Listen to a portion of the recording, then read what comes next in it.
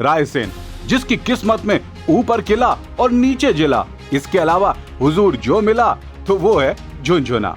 झुनझुना जो कल तक मतदाताओं के हाथों में थमाया जाता था, लेकिन उफ, अब तो सोमेश्वर भी न बच सके। पंडित जी आए, मुद्दा उठाया, आईना दिखाया और अगली कथा के लिए निकल लिए। शंकर के मंदिर में ताला लगा हुआ है और तुम लड्डू खा रहे हो। उमाबाई आई, गर्जी, अनशन का ऐलान किया और फिर जय जय हरि। लेकिन मेरे हृदय का संताप दूर नहीं हो सकता, इसलिए मैं आज से अन्न का त्याग कर दूंगी तब तक के लिए, जब तक ये ताला नहीं खुलेगा। राजधानी से सटे शहर की बदकिस्मती देखिएगा। यहाँ की सड़कें नापकर बड़े बड़े नेता भोपाल से लेकर दिल्ली की सत्ता तक पहुँच गए, लेकिन इस शहर को हासिल कुछ ना हुआ। ना तो विकास की धारा से जुड़ पाया और ना ही अपने आने वाली पीढ़ी के लिए कोई विरासत छोड़ सकने के काबिल बना। तो चलिए मुद्दे पर आते हैं भैया। सोमेश्वर है जो कण कण में विराजते हैं, कैद जैसा उस ईश्वर के आगे सब गौण। बस उसकी माया है गुरु, और इंसान उस माया को मजाक समझ खेलने लगता है। बहुत से फॉलोअर कहते हैं साहब कि पंडित जी का काम सिर्फ रायसेन के सोए हुए शिव भक्तों को जगाना था, सो वो काम उन्होंने भली भांति पूरा भी कर दिया। अरे भैया, पंडित जी सिर्फ कथावाचक ही नहीं बल्कि शिव भक्त भी हैं। उनकी माने तो महादेव की आराधना सर्वप्रथम, शिव उनके साथ भी है।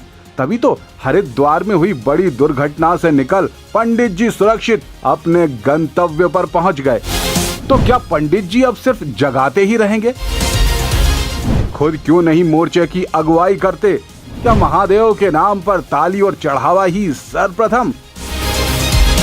पंडित जी, आपकी एक आवाज ने देश को हिला दिया।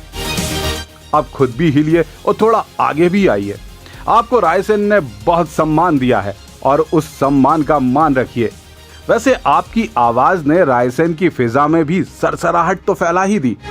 उसके चलते संवेदनशील शहर अब तपती रेत पर बैठा है।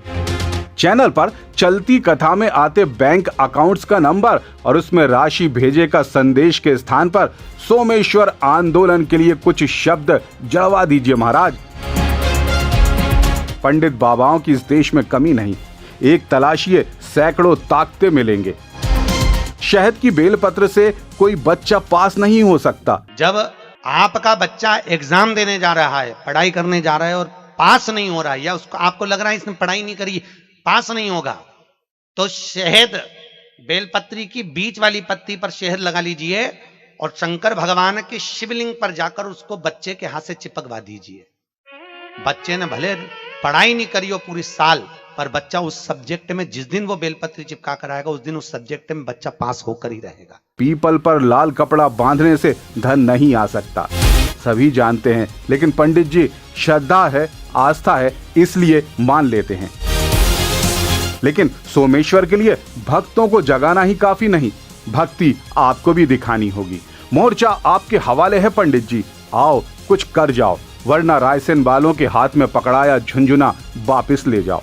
सोमेश्वर के ताले नहीं खुलेंगे चलेगा, कम से कम शांति तो रहेगी। और हाँ उमाबाई, आप अपनी उम्र का ध्यान रखिए। लेकिन मेरे हृदय का संताप दूर नहीं हो सकता, इसलिए मैं आज से अन्न का त्याग कर दूंगी तब तक के लिए, जब तक ये ताला नहीं खुलेगा। कोने में बैठकर खाना पीना चलने दीजिए, वरना कमजोरी आ गई तो भला कौन संभालेगा।